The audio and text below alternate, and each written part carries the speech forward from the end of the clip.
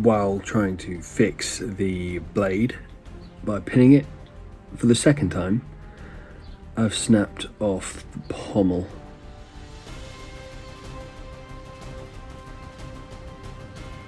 Yeah.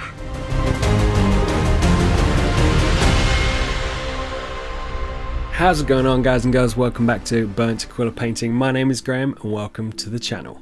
In this video we're going to be painting something a little bit different to the usual sci-fi 40k stuff that you see on this channel. I'm going to be painting the resin miniature from Signum Games, and I've chosen the White Witch Hunter. They were very kindly to reach out to me, but more about them later.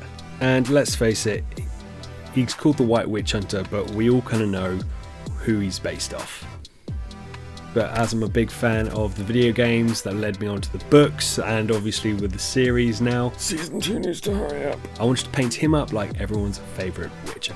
So let's get into it. So I wanted to base my miniature off the classic Witcher look. So not really armoured, more like cloth and leather. And I found this picture that I was going to use as my concept. I'm pretty sure it's from the second game, but that was the general look that I was going to go for. So I wanted to paint this miniature in sub-assemblies, just so I could reach all the nooks and crannies and not miss any parts of the miniature and give it a full work over. So I super glued his front arm, his leg that's standing on top of the beast's head, and I attached those parts to the base. And then in sub-assemblies I had his crossbow and secondary sword, and then his sword arm as well, so I could easily paint them without trouble. I stupidly decided not to pin them, so they kept falling apart, so I was forced eventually to do the sensible thing and pin them. With resin you have to use super glue. Sometimes you'll find that you need to pin different sections. This goes with any miniature that has fiddly bits or a lot of parts, a lot of construction, so I ended up pinning it. With this miniature being a little bit different to what I usually paint, I wanted to try and paint him in a slightly different way.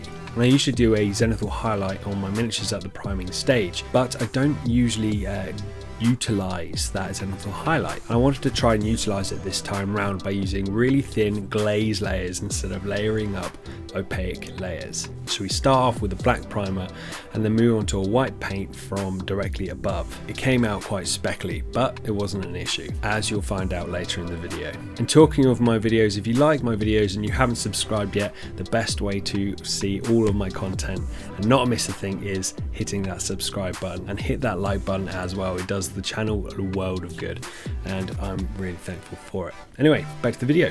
So now my concept and my zenithal highlight was ready. It's time to get some real paint on. As I said, I wanted to try and utilize that zenithal highlight in this painting process. So the primary painting technique I'm going to be using is glazing. Use really thin layers of paint so you can see that zenithal highlight underneath. And this started okay until it didn't. I started on getting the browns and the leathers and the creams of his undershirt painted, and I quickly realised that I really didn't like the tone of the brown on the highlighted areas where the white paint was in the zenithal highlight. It looked far too muted. It didn't look like a leather jerkin or tunic, and I just didn't like it at all. Where the black was for the shadows of the zenithal highlight was, though, it looked great. It was just those highlighted areas that it just didn't look right. So what I resorted to doing is painting him in normal traditional layers, but for the areas of that zenithal highlight did work to keep those tones there.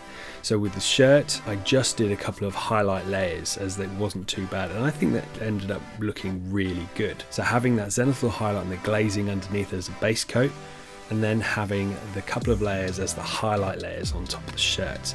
And I tried to do that with the leather jerkin as well, and it didn't quite work out as well as I wanted it. So I blocked that in more of a traditional sense, and then highlighted it with lighter browns on top as well. With the posing of this miniature, I felt like he was leaning out and casting some sort of spell. What I wanted to do was paint him up like he was casting a Witcher sign. And with all of these warm tones all across all the browns, the leathers and the creams, I wanted to add some sort of contrast there, so I decided to go for Ard, which is a blue colour. So you have that contrast between the warm leathery tones of his shirt, his tunic, trousers and boots, to the cold tones and the blue Ard sign from his hand. And I just did a simple OSL type of effect in the palm of his hand, like he's just casting the sign. I was starting to really worry that there was too much brown on him. He just looked like he was coated in just brown from head to toe. So with my layering process, I tried to break that up a little bit more. So his leather straps and his leather boots, I mixed in with some lighter warm tones, and his jerkin I kept as like a more of a medium tone, just to try and break up all the brown tones on him and around the miniature himself. Even though I was painting the leather straps on his chest different tones to his jerkin and his boots, I didn't want all this brown to him, so I decided to draw like a greenish colour on his legs. This is another thing I didn't particularly like. It felt he looked more like Robin Hood than Geralt of Rivia, so I decided to mute them down and go for more of a leathery brown with a slight green tint or a dark tone instead. And I just played around with different colours and different paints on his legs until I found like a dark brownish tone that I quite liked. So this miniature is brought to you by the guys and girls over at Signum Games, the creators of the tabletop game Legends of Signum. This video is brought to you by Signum Games, but don't worry, they have specifically asked me for my thoughts and feedback. This video is coming from a strictly neutral place. I'll let you guys know what I think of them, and what I like about the miniatures and what I don't like as well, so don't worry. Signum Games have very kindly let me choose a couple of their miniatures and sent them out to me. So I've chosen obviously the White Witch Hunter, which I'm painting in this video, and you may have seen on my Instagram the what I call the cyberpunk chick, which is Kuki? Kuki? I don't know if I'm saying that right at all, but Kuki, the mercenary specialist. If you haven't already, go check out my Instagram. I've got all the pictures from the other miniature they sent me out already painted up, so link to my Instagram down below and check her out. Let me know what you think. Both of these miniatures that they sent out to me are resin cast, but I know that they are branching out into 3D printing as well. And the first thing that sticks out to me is the quality of the print. The lines are super sharp, and some of the details like his medallion and the chain on his neck are super crisp, really good. There are a couple of places where, like between his fingertips, that you get little bits of flashing, which I find really difficult to clean up, and a couple of mold lines in odd places, like down the fuller of his sword, which is really awkward. The only other downside that I found with these miniatures is that because they're resin cast, some of where they've poured the resin into the mold is in odd places. Like on the beast's head he's standing on, one of the pouring spots is into the horn, right on top of where the horn is. So if you don't clean that up really well, you're going to see it. It's going to be really obvious. But as long as you're careful and you clean up those areas well, then it's completely fine. So not too many little bugbears, but apart from that, the actual print quality I am really impressed with. Honestly, Signum Games has loads of different miniatures on their website. They do sci-fi, they do fantasy, they have their own selection of games as well, so go check them out. The link to their website is in the description. And thank you for Signum Games for sponsoring this video. Now that Zenithal highlight idea was kind of out the window, I wanted to have something more to him, and I wanted to do something that I've only tried a couple of times before, which was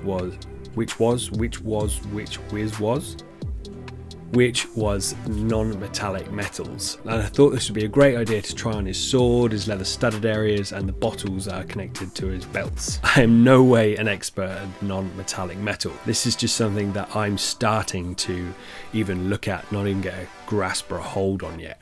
But if you don't do it, you don't learn. So at the end of the video, let me know what you think of my metallic metal. What things could I improve and what things do you like about it? Have you tried non-metallic metals as well, and how did you find it? Let's have a chat, let me know in the comments.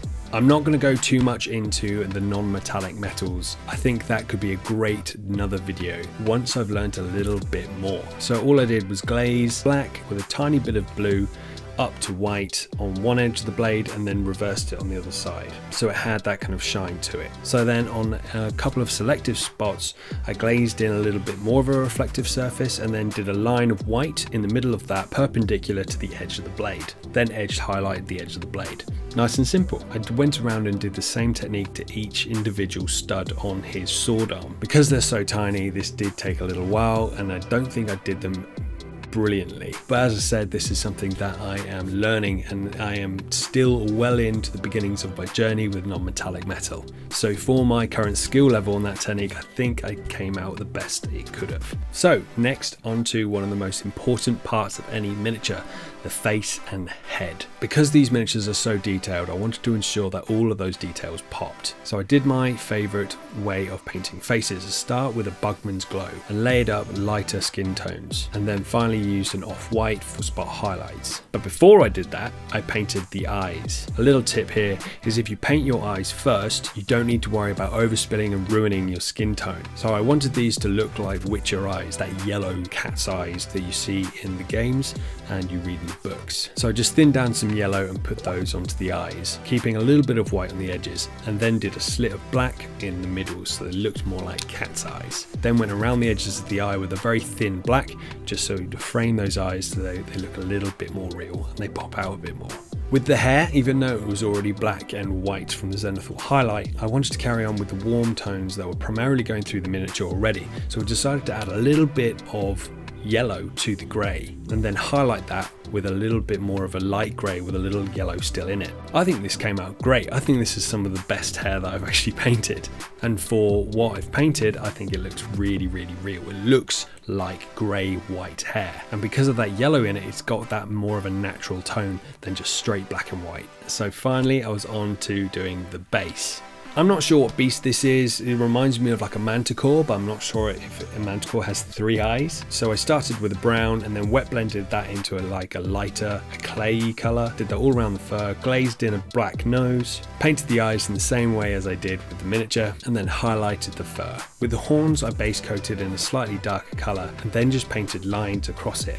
We're getting lighter and lighter, building those highlights. And because it was on my palette, with the gums around the teeth, I used the same colours as when I painted the miniature's face, and obviously white teeth. Nice and easy. With the base, I wanted it to look like the first opening scenes from the Witcher series. He's fighting in a swamp. I wanted it to look wet. So I covered the whole base in, I think, sterling mud from GW, but making sure where that back foot is, I wanted that to be in water. So I made sure going up towards the beast's head was thicker texture paint, just to create that different level on the ground. Once that was dry, I added a couple of rocks, and with PVA glue I added some grass tufts. It was at this point I found the blade. Hello darkness, my old friend.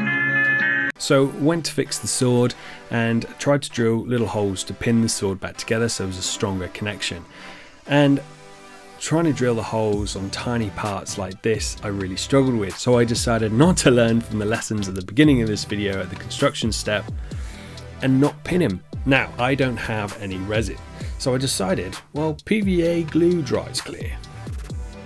So this is my thought process. If I water down some PVA glue, it'll dry, clear, and it will give me a kind of a water effect. So I put some tape around the base of the miniature and poured some watered down PVA glue where in the lower portions of where that sterling mud was on the base. Day 2 comes around and it kind of worked, but definitely hasn't. Let me explain. So all the moisture in the PVA glue has evaporated, leaving this shiny surface but no depth. It just looks like muddy ground. So I didn't get that kind of swampy puddle look, but I did get like a really swampy vibe still, so I was happy with that. And maybe this is something I could try again in my basing, or I could just get some resin and do it properly. Could be an option. Also, using PVA glue, when I peeled the tape off, it left this really hard to cut off PVA glue, and if you didn't cut it off properly it would start peeling and ripping, and I really struggled to get that neatened up, but eventually I did. Once that was done, I dry brushed some of the raised areas with a light warm brown and painted the rim black. It was at this point I found that I'd snapped the sword off again, and now I realised I had to pin it properly. So I drilled into the sword hilt and the sword blade, got some super glue and fitted the blade to the handle again, when a little bit more disaster struck. So while trying to fix the blade by pinning it for the second time, I've snapped off the pommel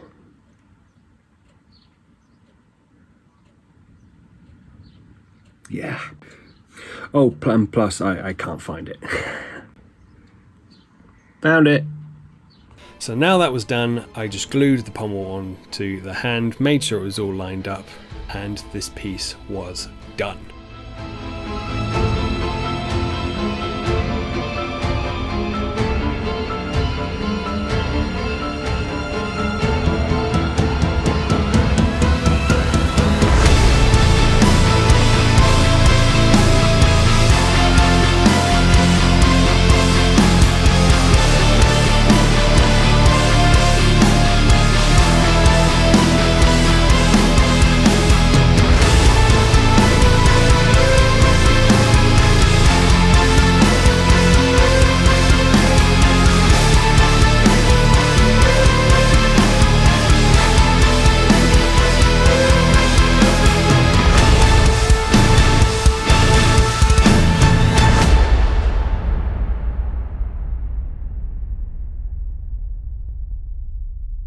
So, after several different techniques that didn't go to plan, a couple of breakages, a couple of fixes, and a couple of ideas that didn't quite work but looked good in the end, my Geralt of Rivia was finished.